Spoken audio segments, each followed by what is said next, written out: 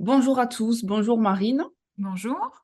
On vous retrouve aujourd'hui pour traiter d'un nouvel épisode d'Atavie qui concerne la procrastination. Donc, j'ai demandé à Marine d'intervenir sur ce sujet pour nous faire part de son expertise. On va se poser la question de pourquoi on procrastine, et surtout ce sujet a vocation à faire une introduction au webinaire que l'on va mener jeudi 19, je crois, jeudi Ouais, 19 c'est janvier, ça. qui va concerner aussi tous les mécanismes mentaux qui nous empêchent de progresser. Donc voilà, c'est une sorte d'introduction à ce webinaire et Marine va nous faire part de pourquoi nous procrastinons. Alors pour commencer, Marine, est-ce que tu pourrais nous définir ce qu'est la procrastination? Difficile à dire. Oui. Alors aujourd'hui, du coup, je vais parler de pourquoi on procrastine, mais aussi à la fin du podcast, vous aurez, des solutions pour arrêter, évidemment. Donc, restez jusqu'au bout. En gros, procrastiner, je pense qu'on sait tous à peu près ce que c'est, mais ça devient vraiment un problème quand on va remettre une tâche à plus tard. Ça peut être une tâche super importante, ça peut être une tâche qui prend 5 minutes et c'est juste, je fais jamais mon lit, à chaque fois je me dis que je vais le faire et puis à la fin de la journée, je l'ai pas fait. Mais en tous les cas, on va dire que ça devient compliqué pour nous quand on procrastine et que du coup, on a des conséquences négatives. Peut-être que j'ai Mmh. tellement procrastiné que j'ai pas fait ça, peut-être que j'ai fait que la moitié parce que j'avais pas le temps. Peut-être que finalement, ça me gâche un peu mon quotidien de pas être à l'heure et que du coup, ça va attaquer un peu mon estime de moi. Mmh. Et donc, procrastiner, c'est aussi, voilà, repousser des tâches, même si en fait, on aurait un grand bénéfice à faire cette tâche, même si on sait qu'on est capable de la faire. Par exemple, faire son lit. Je sais que c'est simple, que ça prend 5 minutes et pourtant je le fais pas. Et Ouais, qu'on se retrouve comme ça à faire toutes sortes d'autres choses en général pour ne pas, affronter cette tâche-là. OK. Ça peut être aussi, ça peut venir dans les pathologies notamment qui vont manquer de dopamine comme le TDAH, aussi des quand on va manquer de sommeil et des choses comme ça. Là, aujourd'hui, je vais pas parler de ces cas-là qui sont plus spécifiques et qui ont d'autres types de réponses, même si ça les réponses qu'on va donner, elles seront quand même utiles pour eux aujourd'hui. Mais aujourd'hui, je vais parler de la procrastination que, on fait tous plus ou moins à certains moments, dans notre vie et qui nous gêne au quotidien et en général dont on a du mal à se débarrasser. Mmh.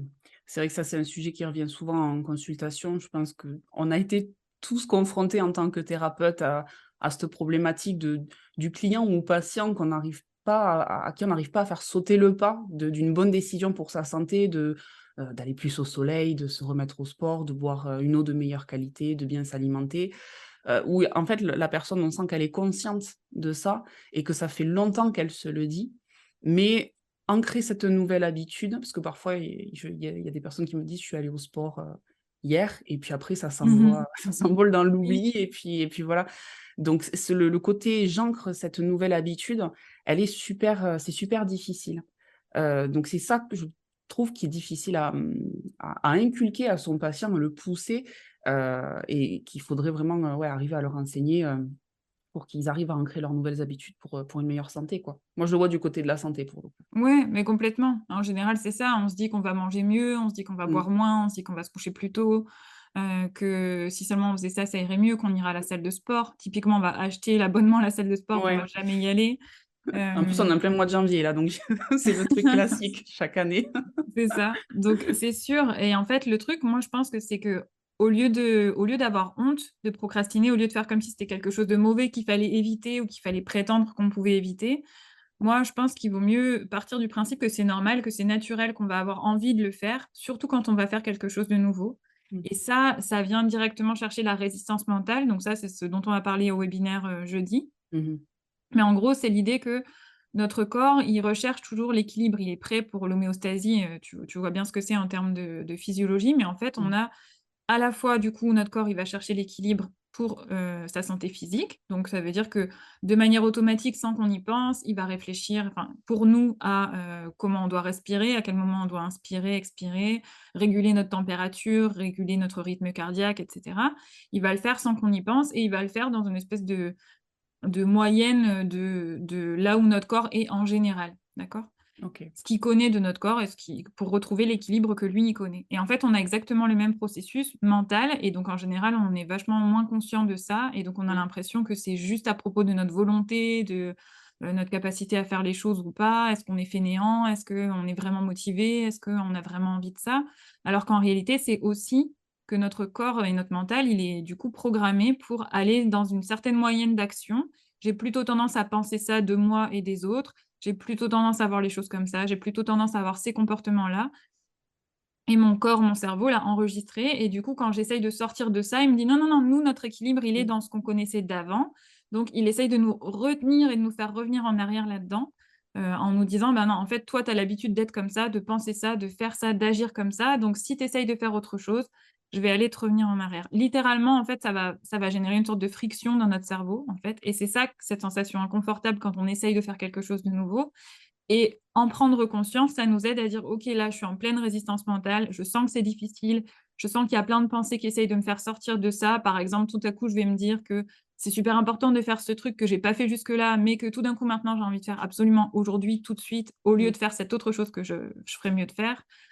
Ou je vais me dire que c'est plus important, de faire autre chose, que finalement c'est ou que finalement voilà, que finalement c'est pas important. De se Mmh. dire par exemple: «Bon bah, en fait, c'est pas si important que ça, en fait, j'ai pas vraiment envie, en fait, j'ai pas vraiment besoin, en fait, c'est un peu exagéré, en fait, je verrai demain, en fait, j'ai pas le temps». Enfin, toutes ces choses-là où on se dit: «Ah mais je me dis ça, c'est vrai. En fait, je me dis pas ça, c'est pas forcément vrai. En fait, ma résistance mentale est en train de m'envoyer ça comme pensée Ouais. pour me faire arrêter Mmh. de sortir de ma zone de confort, de sortir de mon pilote automatique et de ce que je fais d'habitude». Donc, une fois qu'on en a conscience, on peut agir dessus et l'idée, c'est aussi de se dire que du coup, c'est un phénomène normal et donc ça sert à rien de se culpabiliser pour ça. Ça sert à rien de se dire que c'est parce qu'on est fainéant ou parce qu'on n'est pas organisé. En fait, ça n'a rien à voir avec ça. Les études, elles montrent clairement que les gens qui procrastinent le plus, c'est des gens qui sont intelligents, qui ont fait des études, qui ont des boulots à responsabilité, qui ont beaucoup de choses à faire. C'est pas non plus parce qu'on n'a rien à faire ou qu'on n'est pas capable de faire des choses, mais en fait, c'est plutôt une question de stress. Pourquoi est-ce Mmh. qu'on procrastine? Bah, pour faire une pause, en fait, pour se Ouais. détendre, pour éviter d'aller faire quelque chose qui va nous faire ressentir quelque chose de différent. Soit parce que c'est nouveau, avec la résistance mentale, soit parce que c'est une tâche qui va nous faire douter de nous-mêmes, par exemple. Peut-être qu'on va échouer et du coup, si je Mmh. me mets à essayer de faire ça, peut-être qu'en fait, j'y arriverai pas et que ce sera dur. Peut-être que ça va me stresser parce que l'enjeu est super important. Peut-être que ça va m'ennuyer juste parce que c'est hyper chiant à faire, j'ai pas envie de le faire. Dans tous D'accord. les cas, je vais essayer d'éviter ça, d'éviter de ressentir ça et pour ça, je vais retarder le moment où je vais devoir le faire, en fait. OK. Ça et l'autre chose aussi, c'est que ça peut être lié du coup à notre taux de dopamine et à combien on a envie du but de ce que est-ce que Mmh. c'est important pour nous ce qu'on va faire après ou pas? Et est-ce que c'est agréable pour nous, le processus pour y arriver, d'accord? Et ça va aussi, j'ai perdu ce que je voulais dire. Tu Mmh. parlais de dopamine. Moi, ça me fait penser à la question aussi du perfectionnisme et du tout ou rien parce Ouais, que, personnellement, ça me parle, cette problématique-là et quand tu es, perfectionniste, en fait, moi, pour moi, c'est pas du tout un compliment. C'est-à-dire que ça te bloque dans tellement de choses que tu arrives à ne rien faire, en fait, parce que tu sais que ce sera jamais parfait par définition. Donc tu t'engages pas sur cette voie-là. Par exemple, se mettre au sport. Moi, je sais que faire 1 heure de sport par semaine, c'est juste, ça pour moi, ça ne sert à rien. Il faudrait que ce soit tous les jours 2 heures pour que je sois un petit peu fière de moi et que je trouve ça efficace. Donc c'est tout ou rien. Soit je pars dans un truc beaucoup trop, soit c'est rien du tout. Donc ça me fait totalement écho, en fait. ouais, ça, c'est la paralysie du perfectionniste, quoi, en fait. Ouais, c'est De je veux vraiment tellement chiant. ça et en réalité, c'est une forme de résistance mentale. En Mmh, réalité, on se raconte que c'est ça, mais la réalité, c'est en fait, mon cerveau me trouve des excuses pour ne pas mmh, le faire, pour ne pas avancer, parce ouais, que c'est nouveau et que j'évite de faire quelque chose de nouveau. mmh, Et donc ça va être compliqué pour moi d'avancer et de faire ça et en plus, ça, c'est aussi quand on est en général, overthinker, on pense mmh, trop, on est trop dans la tête et du coup, c'est aussi une manière de rester dans notre tête parce que, par exemple, on est quelqu'un qui réfléchit beaucoup, quelqu'un qui travaille beaucoup avec sa tête, quelqu'un qui est beaucoup, beaucoup dans le mental. Quand c'est comme ça, notre cerveau, il nous pousse aussi à davantage rester bloqué un peu là-dedans et pas trop passer à l'action. Et donc, ouais, c'est là où il faut un peu se pousser et donc c'est pour ça qu'on parlera des solutions pour réussir à mmh. passer à l'action justement et avancer là-dedans. OK. D'ailleurs, ça me fait penser par rapport à la question de la dopamine. Ouais, Si jamais ça vous intéresse qu'on fasse du contenu là-dessus, n'hésitez pas à nous le faire savoir, on préparera tout ça. Mais c'est vrai que c'est un sujet encore, un petit peu différent qui mériterait d'être traité, à part. Donc, voilà, mmh. n'hésitez pas à nous le dire, sur votre espace abonné, si vous voulez ouvrir un sujet sur le forum ou envoyer des questions, pas de problème. Ouais et merci, ça me fait penser à ce que j'ai oublié de dire là tout à l'heure quand j'ai perdu parce que j'ai eu une petite distraction. Mais, en fait, ce que je voulais dire à propos de la dopamine, c'est qu'aussi on va procrastiner parce qu'au plus on s'approche de la deadline, au plus ça va générer de dopamine, en fait, de faire la chose et donc c'est aussi ça qui va faire que, ben, quand on doit faire quelque chose pour, dans très longtemps et ben, on peut ne pas avoir assez de motivation parce qu'en fait, physiologiquement, entre guillemets, on est moins motivé. Après, il y a plein de processus, pour, booster ça, mais c'est vrai que je pense que ça mériterait un truc à part entière parce que c'est hyper intéressant, mais, c'est plus spécifique Ouais, mais et c'est vrai que faut pas je le pense perdre. qu'on l'abordera quoi qu'il en soit parce que c'est moi et c'est beaucoup de personnes, que je connais. Donc ce côté deadline, moi les fois où par exemple je me souviens quand on devait faire des exposés par exemple à l'école, mes meilleurs exposés, c'est fait, 2 jours avant quoi. Pas Mmh. préparé un mois à l'avance. Ouais, Parce il y a comme, je sais pas comment expliquer, enfin, effectivement, il y a la question de la dopamine et tu as un petit peu tout qui s'éclaire au dernier moment, tu es beaucoup plus éclairé, tu penses à tout, tu te dis: «Ça, je vais le mettre comme ça». Tout devient, assez fluide, en fait, ouais, parce que bah, tu es ça dans t'aide un à te stress ouais, concentrer, hein. Mmh. vraiment. Tu le sens, hein, c'est vraiment perceptible, hein. Donc c'est très intéressant. Il y en a enfin, moi, pour le coup, ça m'a jamais handicapé de fonctionner comme ça, mais je sais que d'autres personnes, ça peut être le cas parce que le fait de s'y prendre au dernier moment et si vraiment la deadline, elle est pas loin, tu peux ne pas avoir tout simplement assez de temps vraiment pour préparer, ton exposé, ta présentation ou voilà. Donc ça dépend des personnes. Moi, ça a toujours été, mais je sais que ça peut être plus compliqué pour d'autres Oui. et faut trouver le bon timing Mais c'est selon ça. ouais. Je pense que le fait de l'accepter et de le prendre en compte, ça par exemple, moi, je faisais au début, je me disais toujours que je devais préparer mes conférences vachement à Mmh, l'avance et cetera. J'avais tendance un peu à diluer le temps ou à jamais trouver que c'était suffisamment bien, donc c'est pas ça. être hyper performant parce que j'avais tellement le temps de revoir, de refaire, de me poser 1000 questions. En fin de compte, de les faire plus au dernier moment et ben, je suis vachement plus efficace. Bon après j'ai plus, l'habitude et tout ça aussi, hein, mais je le mets pas non plus trop au dernier moment parce que si jamais ce jour-là, je suis malade, si mes enfants sont Voilà. malades, si, Ouais. ce jour-là, il s'est passé ça, j'ai eu plein de rendez-vous d'urgence parce que mes patients, ils allaient pas bien, et ben là, du coup, je vais perdre en qualité de travail et là, ça aura pas été intéressant d'avoir remis à plus tard et de pas avoir trop pris d'avance. Donc l'idée, c'est toujours pareil et c'est pour ça que je disais ça au début. Le problème, c'est pas de procrastiner, aujourd'hui, vous vous êtes dit que vous alliez faire ce truc, pour, dans 6 mois et puis vous l'avez pas fait. À la place, vous avez scrollé 1 heure sur votre téléphone, c'est pas très grave en soi, vous avez le temps de le refaire. Le moment où c'est pénible, c'est quand ça vous empêche de faire quelque chose de bien. Peut-être qu'au lieu de passer 1 heure, à faire ça, vous auriez pu passer 1 heure à faire un truc qui vous aurait fait plus de bien ou Mmh. peut-être que c'était pas dans 6 mois et que c'était demain et que maintenant vous avez plus du tout le temps pour faire Mmh mh. quelque chose de bien à propos de ça ou que ça vous gâche autre chose. Peut-être que du coup, vous allez moins dormir, peut-être que voilà, il va y avoir d'autres conséquences négatives à ça, et qui font qu'il faut changer. Ouais. Et l'autre problème aussi, c'est que du coup, on a dit tout à l'heure, c'est un moyen d'éviter le stress, de ce qu'on pourrait ressentir en faisant cette tâche-là, comme je disais.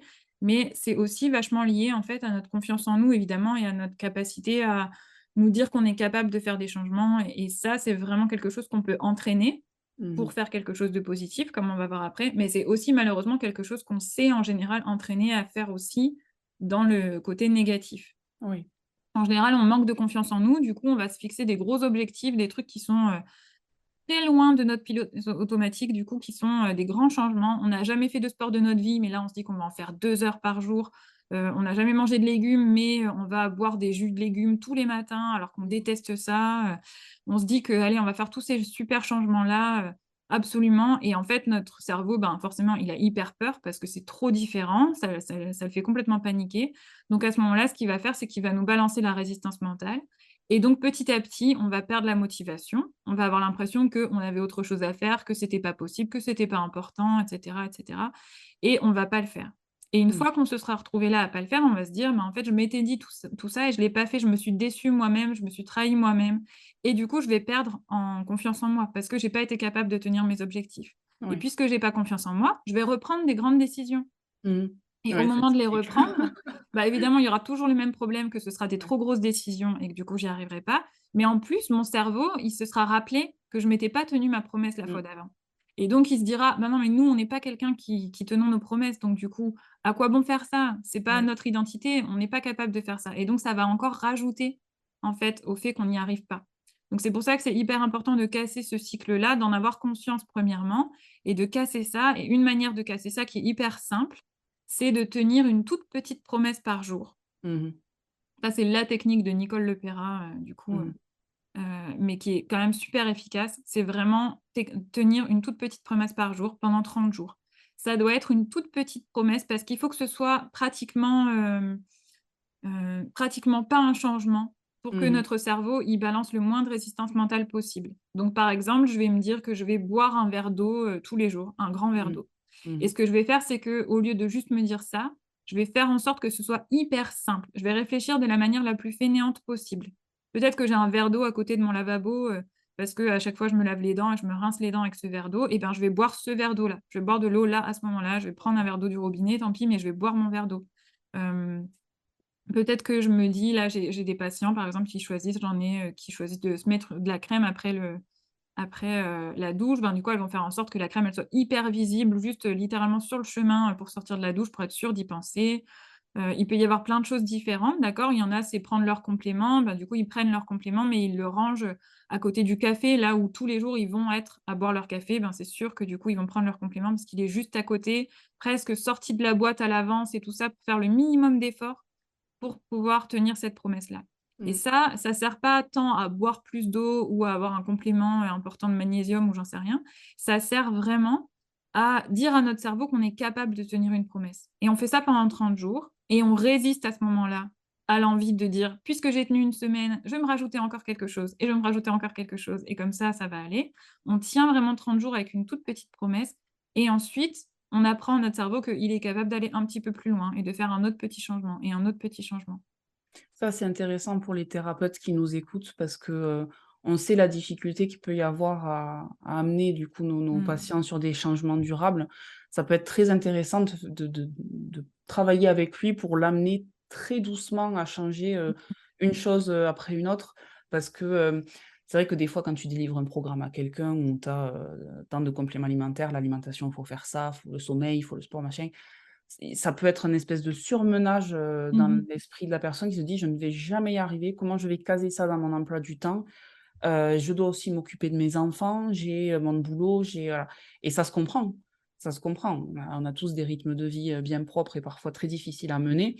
Donc après ça fait des suivis qui peuvent être très, très longs, mais je pense que c'est quelque chose à garder à l'esprit, pour les personnes qui sont réfractaires au départ. Donc vraiment les amener très doucement sur des changements même, même minimes quoi, mais qui feront la différence Ouais. au long cours. Ouais, ça, de grouper avec des choses que vous faites déjà Mmh. dans les nouvelles habitudes, c'est super Mmh. efficace aussi de Mmh.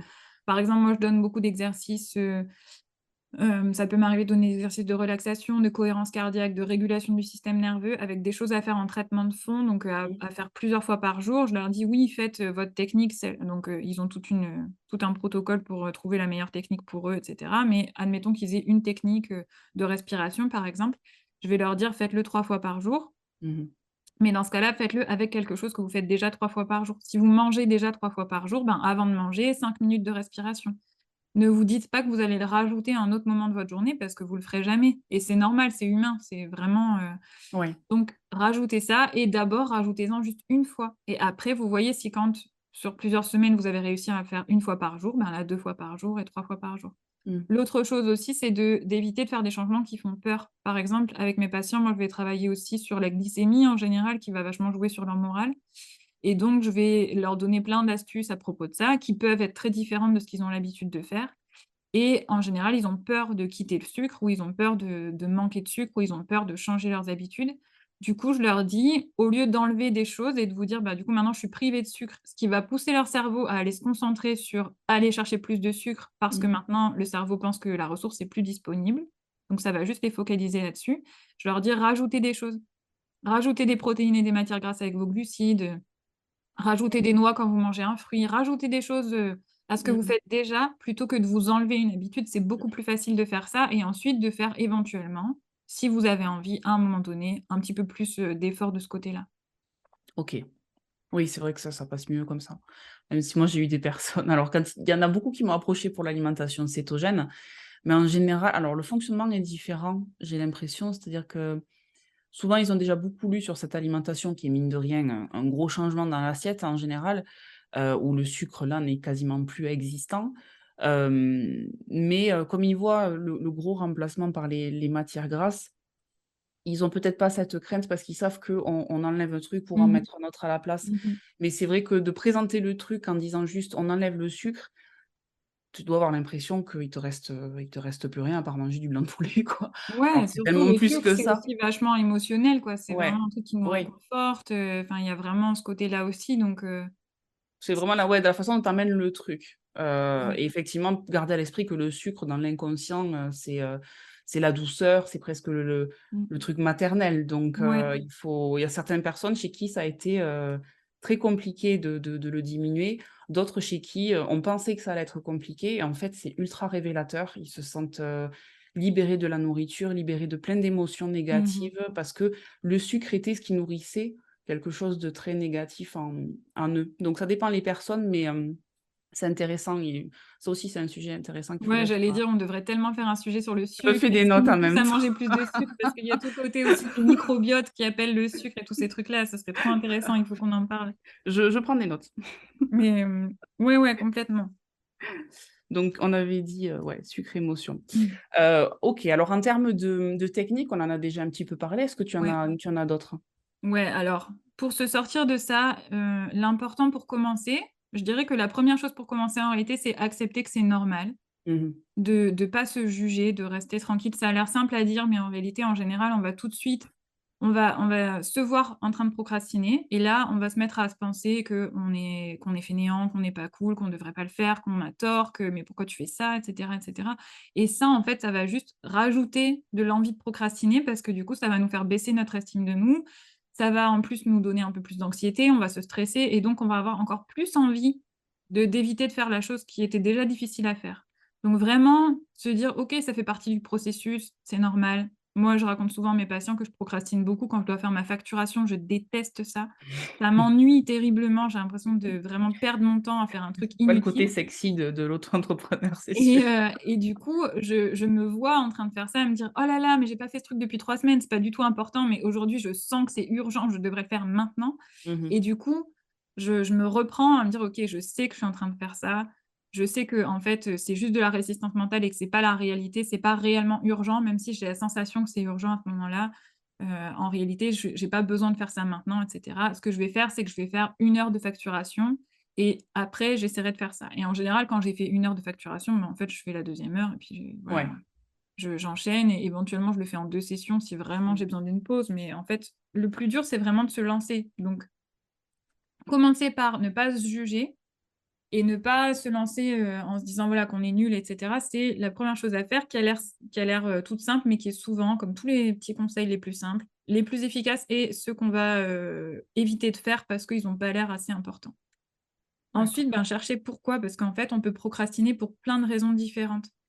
On peut procrastiner par autosabotage. Par C'est ce que exemple, j'allais te demander, ouais. ouais, par exemple, j'ai pas, j'en sais rien, je procrastine sur un truc que je devrais faire et qui ferait que, j'en sais rien, cette présentation au travail, si je la fais, que je la réussis, j'aurai ce poste à responsabilité qui sera Mmh. super intéressant, j'ai hyper envie de l'avoir. Mais peut-être qu'au fond, j'ai aussi hyper peur de l'avoir, peut-être qu'au fond, c'est plus simple pour moi, c'est plus rassurant pour moi de rester dans ce petit job que j'ai maintenant, qui me prend pas trop de risques et cetera. Du coup, c'est possible que je procrastine pour ne pas me donner toutes les chances de réussir. Mmh mh.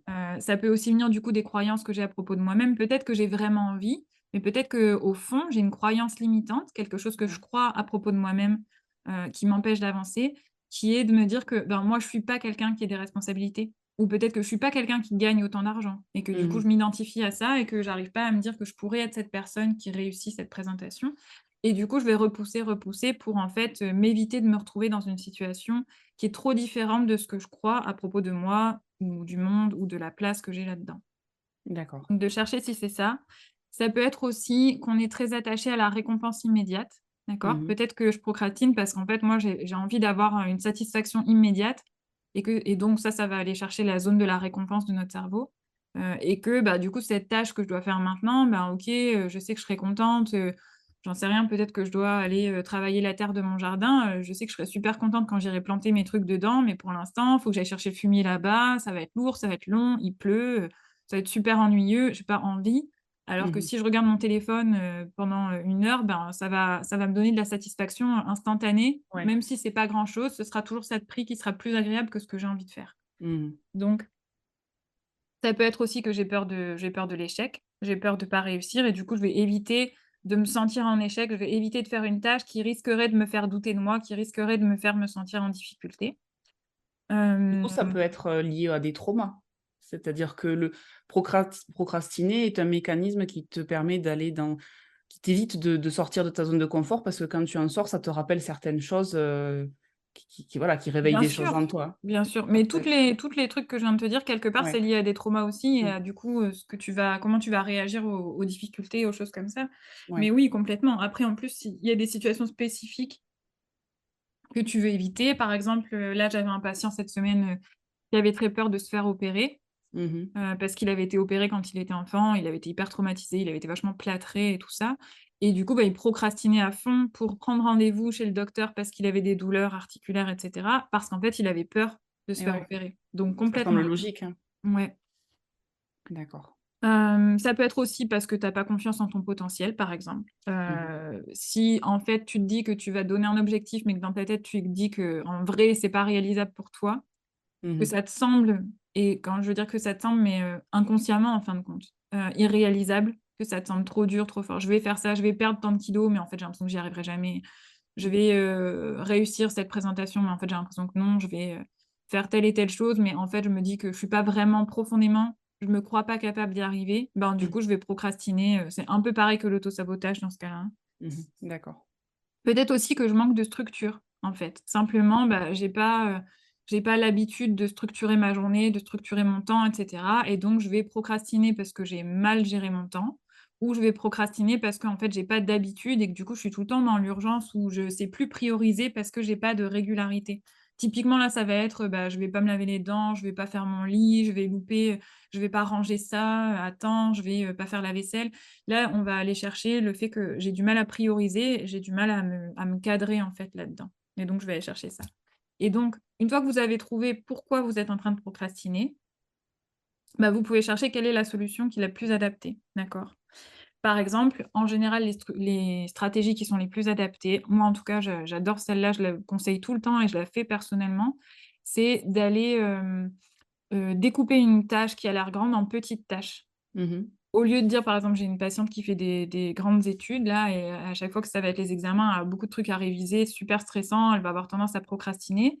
Au lieu de dire: «Je vais faire tel chapitre» et ben, du coup, elle se fait un planning avec écrit tel chapitre et dedans, telle page de ça, telle partie, regarder ça, faire tel exercice et cetera et Ouais. comme ça, on a et je pense que ça, on peut tous, s'identifier à ça, cette petite satisfaction de: «J'ai rayé ça sur ma liste», en fait. Mmh mh. Ça va Le nous redonner un côté boost de ouais, ouais, dopamine, justement. ouais, ouais. De OK, en fait, j'ai réussi à aller au bout d'une petite tâche, ça va me donner ça.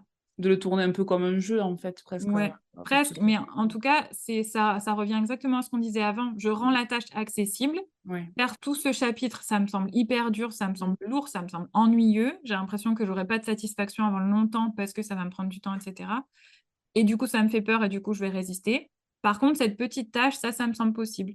Ça peut être découpé en tâches comme ça, par exemple, si c'est facile de faire par chapitre et cetera ou ça peut Mmh. être en temps. Je vais découper en tranches de 20 minutes et D'accord. si, par exemple, j'ai tendance à être, très sensible à la récompense immédiate, d'accord? À avoir du mal à faire des tâches ennuyeuses ou des tâches, un peu laborieuses, difficiles, dans ce cas-là, je vais me donner une petite récompense entre chaque. Par exemple, je vais me dire: «Bah, je fais 20 minutes de révision, 5 minutes où je regarde une petite vidéo ou 5 minutes où, j'écoute, de la musique, 5 minutes où je vais, boire un coup ou faire, quelque chose, qui me fait du bien, me prendre D'accord. un café, me prendre un petit gâteau, n'importe quoi qui me réconforte et après je recommence, 20 minutes, 5 minutes, 20 minutes, 5 minutes, mais j'essaye de vraiment tenir. Ça veut dire que je le fais avec un timer pour vraiment me que ça Ouais. sonne, que j'arrête vraiment, que je me mette pas à scroller, que 5 minutes, ça devienne 20 minutes et 5 minutes de travail, quoi. Mmh. Mais ça marche bien. C'est vraiment super efficace et Beh, d'ailleurs c'est c'est concret en fait. ouais, L'application est très concrète, donc tout le monde peut s'y identifier, puis c'est facile, tu mets un chrono, voilà, tout oui, le monde a un téléphone portable maintenant, donc c'est c'est ça. assez accessible. Ouais. Moi, j'ai fait, quand mon aînée, elle était, toute petite, j'ai fait une formation Montessori et en fait, du coup, là, j'ai appris que les activités Montessori, elles sont vachement pensées, en fait. Elles ont l'air des fois simples, genre, tu vas verser des haricots dans, quelque chose pour faire un transvasement et en fait, Montessori, elle a pensé chaque activité en réfléchissant à beaucoup de paramètres et notamment un de ces paramètres, c'est que l'activité, elle puisse être terminée par l'enfant. Mmh. Par exemple, si le jeu, c'est de prendre une pince et de transvaser des haricots dans un autre, bocal, bah, en fait, on va vérifier qu'il y ait le bon nombre de haricots pour que l'enfant, il aille au bout. Et Mmh. en fait D'accord. et ça, moi, je trouve ça hyper intéressant parce que Montessori, elle a fait ça il y a longtemps et maintenant, on a vraiment des études scientifiques qui prouvent exactement ce Mmh. phénomène-là. Mais en gros, il faut que la tâche, elle soit suffisamment difficile pour qu'on ait cette sensation de satisfaction et c'est pareil pour nous, c'est vraiment ça, hein. Si on fait une tâche qui est trop facilement accessible, on n'est pas hyper satisfait d'avoir réussi. Mais Mmh. si c'est trop dur, on aura peur d'y aller et on le fera pas. Ouais. Donc il faut réussir à découper un peu notre temps en pensant à Montessori. Moi, en tout cas, moi, je me dis ça, j'utilise un peu ça. L'idée, c'est que ce soit suffisamment challengeant pour qu'on soit fiers de nous d'être allés au bout. Si je fais que des tâches de 1 minute, j'aurai aucune satisfaction, ça marchera pas. Mmh. Mais en même temps, il faut pas que ce soit trop dur pour que j'ai pas peur et il faut être sûr que je vais aller au bout. Il faut que l'enfant, il ait pu mettre le dernier haricot dans le deuxième saladier pour avoir ce boost-là, en fait, de satisfaction d'avoir réussi, qui va lui donner envie de refaire quelque chose. Soit de refaire l'activité, soit d'aller vers une autre activité, mais qui donne, en fait, cette motivation d'aller faire quelque chose. Et donc D'accord. c'est exactement ça qu'on doit garder en tête comme paramètre. Faire quelque chose qui a quand même un petit challenge pour qu'on puisse être fiers de nous et avoir envie de recommencer, mais qui est complètement atteignable et facilement atteignable même, pour qu'on puisse, avoir la satisfaction qui nous redonne le boost pour l'activité d'après. OK. OK, si donc ça marche pour l'ennui et pour les choses qui vous semblent trop compliquées. Si votre problème, c'est plutôt l'anxiété, plutôt que ça vous stresse trop de faire quelque chose, c'est trop dur, ça me fait peur, ça va me mettre dans une situation compliquée, je vais être angoissée et cetera. Dans ce cas-là, l'idée, c'est vraiment d'aller travailler sur votre gestion des émotions, Mmh. de se focaliser pas sur le gros objectif, mais sur un plus petit. Mmh. Par exemple, j'avais un patient qui voulait aller, changer de travail, mais du coup, il me dit: «Bah oui, mais moi, je j'arrive pas à m'y mettre parce que il faut absolument que je trouve un travail dans lequel je suis encore capable de travailler, 10-20 ans, Ouais. pour pouvoir aller au bout». En réalité, ça, c'est typiquement un objectif beaucoup trop gros. Il a encore aucune idée de ce qu'il va faire d'autre comme travail et il faut déjà que ce soit un travail qu'il aime tellement qu'il va le faire 20 ans. Ouais. Ça, c'est un trop gros objectif, ça fait super peur. Mmh. Donc là, on redécoupe en plus petites choses, toujours pareil. On va diminuer la pression, en fait. Parce que c'est trop stressant de se dire qu'il y a toute cette pression qu'il faut absolument faire ça. À la place, on va d'abord chercher quelles sont mes options. Et on Mmh. s'arrête là. Et on se force à s'arrêter là. Je vais juste Ouais. regarder mes options. Ensuite, je vais juste essayer. Je vais juste voir ce que ça donne. Peut-être après, il prendra un contrat. Peut-être qu'il va avoir. Et je vais garder des options de peut-être je pourrais revenir en arrière si ça va pas. Je vais vraiment diminuer la pression autant que possible et travailler sur ma régulation des émotions, sur du coup, ben, travailler comment faire pour là, je sens que je procrastine parce que je suis stressée. Au lieu de faire une technique genre, découper, baisser la pression et tout, d'abord, je vais remettre mon corps en sécurité. Donc je vais Mmh. d'abord faire une technique pour, me détendre, souffler, respirer, aller marcher, boire de l'eau, faire n'importe quelle technique qui va me faire du bien pour me détendre et ensuite, quand je suis en sécurité, là, je vais commencer à penser à une stratégie. D'accord? Mmh. Et c'est D'accord. vraiment important d'aller traiter ça à la source et c'est là tout l'intérêt de d'abord chercher pourquoi on est en train de procrastiner. Oui. Très bien. Si, je procrastine parce que je doute de moi, parce que je me sens pas capable, parce que je me dis que de toute façon j'y arriverai pas et cetera, dans ce cas-là, je vais utiliser le reframing. Ça veut Mmh. dire en gros, ben, je vais reformuler ce que je suis en train de me dire. D'accord. Parce que si je regarde ce que je dois faire et que je me dis: «J'y arriverai jamais, c'est trop dur, de toute façon je suis pas capable» ou «Je vais avoir la honte de ma vie» ou j'en sais rien, ben, forcément je vais, renforcer ça dans mon esprit et donc renforcer ma procrastination, renforcer ma Mmh. résistance en tout cas, d'accord? Si à la place je reformule et que je me dis, ben, par exemple: «Une part de moi a peur d'y arriver», au lieu de: «Je vais pas y arriver». Tout de Ouais. suite, je vais ouvrir un espace dans mon esprit pour où c'est possible, où je peux essayer, où je peux y aller, d'accord? Ouais. Si, j'arrive pas à faire quelque chose et du coup, par exemple, j'arrive pas à faire un exercice et je dois en faire un deuxième et je me dis: «Non, mais je vais repousser le deuxième parce que j'y arriverai pas», ben, dans ce cas-là, au lieu de me dire que j'y arrive pas, je me dis: «J'y arrive pas encore. J'ai pas encore Mmh. trouvé comment y arriver. J'ai pas encore réussi» et c'est pas pareil que de se dire: «J'ai pas réussi, j'y arrive pas, je suis nulle» et Où on cetera. ferme en fait, c'est voilà, la Voilà. porte est fermée, on laisse pas une ouverture, oui, donc oui. Ouais, donc de vraiment repenser: «Qu'est-ce que je suis en train de me dire à ce moment-là? Qu'est-ce que je suis en train de ressentir?» Mmh. Si je suis en train de ressentir du stress, je vais d'abord me calmer et je vais regarder ce qui est en train de se passer et au lieu de m'identifier à mes pensées, au lieu de me dire qu'elles sont vraies et de complètement les croire et de foncer du coup émotionnellement dedans, Je vais juste les observer et me dire: «Tiens, cette pensée est en train de me traverser et elle est en train de dire que je suis nulle». Mais je vais choisir de pas la croire et de la reformuler et à la place, je vais Mmh. me dire: «Ben, j'ai pas encore réussi» ou «C'est difficile mais je fais de mon mieux». D'accord? Ouais, Des choses qui vont m'aider à me redonner du courage. d'accord. Et ensuite, une autre cause et finalement qui est, la plus répandue, de nos jours où on est surstimulé, où on cherche la performance absolument partout dans tous les domaines de notre vie. On doit être une bonne maman, un bon papa, un bon enfant pour nos parents. En même temps, on doit réussir au travail. En même temps, on doit, faire du sport pour être beau et puis ne pas trop vieillir et puis, avoir ce qu'il faut et cetera et cetera. Ça nous pousse dans un flux constant de Mmh. stimulation, de performance, d'activités en tout genre et tout ça et ça va faire qu'on va procrastiner parce qu'on fait trop de choses Ça fait et trop, ouais. c'est Mmh. trop dur et c'est typiquement le cas des burn-out et des choses comme ça. On n'est plus capable de rien faire parce qu'en fait, on a trop fait Mmh et mh. donc dans ces cas-là, c'est aussi toujours important de savoir la cause parce que du coup, la solution dans ce cas-là, c'est pas d'implanter, je ne sais quelle technique, c'est d'abord de se foutre la paix, quoi. Ouais. De se reposer, de s'arrêter, de prévoir des temps de pause, de vraies pauses où on garde pas son téléphone, où on n'est pas sollicité, où on est dehors, où on n'est pas, dans un contexte qui nous fait penser, au travail, de penser aussi à dormir, à se reposer suffisamment. C'est toujours des choses pareilles qui semblent simples, mais qu'en fait on va pas faire et du coup on va rester dans un espèce de vieux schéma, anxiété, stress, manque de sommeil, et cetera et cetera. Il va pas nous aider donc de dire: «OK, en fait, j'ai trop fait et maintenant j'ai besoin de me reposer et je vais reconnaître et honorer que j'ai besoin de m'arrêter et de me reposer» et là, dans cet espace-là, une fois que j'aurai récupéré, bah, j'aurai à nouveau envie de faire, j'aurai à nouveau le courage de faire, mais pour l'instant, j'ai vraiment besoin de faire une pause, quoi. Mmh. Ça, c'est, tu en as beaucoup en consultation? Et Ouais, comme ça? ben, cette année, je pense que c'était mon année record de patients Ouais. burn-out. Et est-ce Vraiment. que les gens, quand ils viennent à toi, ils s'en rendent compte ou est-ce que la prise de conscience, ils arrivent, ils te disent: «Écoute Marine, je suis fatiguée, j'arrive pas à faire telle ou telle chose, mais je sais pas trop pourquoi, quel est mon problème?» Et toi, tu mets le doigt dessus ou est-ce qu'ils ont déjà identifié le problème? Bah, je dirais que j'en ai 2 types. J'ai les patients qui viennent parce qu'ils sont en arrêt maladie pour burn-out et là, j'en Ouais, ai eu déjà, c'est beaucoup assez cette clair. année. Donc eux, ils savent qu'ils sont là Ouais. pour ça, mais Mmh. parfois ils se rendent pas compte de Ouais, c'est combien, ça. ils se disent: «Ben, je j'ai» par exemple, là, j'ai eu beaucoup de fois cette année, bah, j'ai été arrêtée pour burn-out, mais je comprends pas trop pourquoi. Je comprends Mmh. pas comment ça m'est arrivé, je l'ai pas vu venir et en fait, eux, c'est comment dire? C'est la même progression que mes autres patients qui viennent pour burn-out sans s'en rendre compte. C'est mes patients qui sont plus people pleaser, de je vais Mmh faire mh. plaisir aux autres Mmh et mh. qui, eux, viennent parce qu'ils vont pas bien, ils se sentent pas bien, ils comprennent pas pourquoi. Ils voient qu'il y a quelque chose qui cloche, ils ont l'impression que ça vient d'eux, évidemment, Oui. et ils se sentent mal, ils ont plus trop de goût aux choses, ils ont moins de motivation, ils procrastinent beaucoup.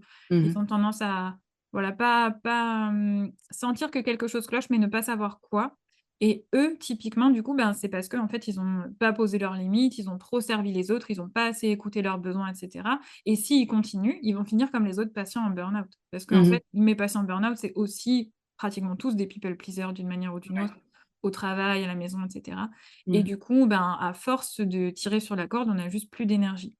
Donc du coup, je dirais que c'était ces deux cas-là qui sont finalement, en fait, un peu la même histoire, quoi D'accord et j'imagine majoritairement des femmes, en et général? majoritairement des femmes. J'ai eu aussi un record d'hommes cette année C'est par rapport vrai? aux autres années, D'accord. OK. mais qui venaient pas tous pour des burn-out, Ouais, mais oui, beaucoup, beaucoup de femmes, ouais. mais Bah, aussi, enfin, je pense mais après, je pense que c'est aussi, voilà, beaucoup la de société conséquences dans dans laquelle on est, tu enfin, voilà, ouais, une bonne maman, bonne épouse, faut, tout tuer au travail, ouais, faut être une tueuse dans tous les domaines et alors qu'en plus, paradoxalement, le corps d'une femme, dans sa physiologie, a vraiment un besoin de repos normalement bien plus présent que Mmh. l'homme. Des trucs aussi cons que le cycle menstruel, en fait, hein. Ouais. Beaucoup de femmes l'ont perturbé parce qu'elles sont dans un stress permanent. C'est le mode combat ou fuite permanent, et c'est pas compatible avec une bonne santé, une bonne physiologie féminine. Donc tu vois plein de petits trucs apparaître, qui se retrouvent du coup après en consultation, quoi. Moi, Ouais. j'ai majoritairement des femmes, mais c'est vrai que je suis consciente que ça touche les hommes et il faut pas trop généraliser, mais je le vois particulièrement chez les femmes, pour le coup. Bah, je pense que chez les femmes, on a beaucoup l'épuisement des people pleasers du coup et Mmh. chez les hommes, on a beaucoup d'hommes qui vont beaucoup, se mettre la pression pour performer, pour être forts, Ouais. pour, Mmh. réussir à faire toutes les choses et cetera, mais qui eux, vont beaucoup moins consulter parce qu'ils ont été beaucoup moins légitimés dans, leurs paroles, Oui. leur droit d'aller dire que ça va pas et Mmh. cetera et cetera, mes patients qui sont en burn-out, d'ailleurs, ils ont beaucoup tendance à culpabiliser ou à pas se sentir légitimes, avoir l'impression qu'ils en rajoutent, qu'ils devraient pas s'arrêter, enfin des choses comme ça, qui Oui, qu'est-ce sont qu'ils vont penser mes parfois collègues moins si vraies. j'arrête? Ouais, Ouais. ouais, ça revient Et souvent, c'est puis, vrai. quelque part, je suis pas vraiment malade, Mmh. et en fait, j'arrive quand même à faire des choses, donc ça veut dire que si je suis pas au fond de mon lit à plus bouger, ça veut dire que quelque part, je devrais être en train de travailler. Oui, oui, je vois Mmh. exactement ce que tu veux dire. J'en ai certains, c'est la même. Bon, ben, OK. Est-ce que tu as Ouais, d'autres voilà. choses à rajouter dans tes notes? Ben, je dirais que, si je sais pas si je l'ai déjà dit, mais si je l'ai pas dit, le plus dur dans la procrastination, c'est pas de faire la tâche, c'est de commencer la tâche. Mmh. Donc, si vous n'y arrivez pas, essayez de faire la technique des 5 secondes, 5 minutes. Je me fais un compte à rebours 5, 4, 3, 2, 1 et j'essaye 5 minutes. Juste 5 minutes. 80 du temps, vous allez poursuivre au-delà de 5 minutes une fois que vous avez fait les 5 premières. C'est vraiment le toujours pareil, notre cerveau, il va essayer d'aller Rester. résister, mais au bout d'un moment, une fois qu'on est dedans et qu'il est plus Mmh. habitué et qu'il voit qu'il est en sécurité dans cette situation, il peut continuer. Ouais. OK. Mais ça moi, je le voyais à l'époque où je faisais pas mal de sport. Le plus difficile, c'était de se lever le matin, parce que j'y allais avant Mmh. les cours, de se lever et d'y aller. Mais une fois que tu as franchi la porte de la salle de Ouais, sport, tu te poses même plus la question. Tu y es, tu ça. vas pas faire demi-tour. Donc oui, c'est ça, c'est la lancée qui demande un petit coup d'entrain, mais c'est tout. Après, ça file tout seul normalement. Puis on prend enfin, dans le cadre du sport, tu prends du plaisir à faire du sport après.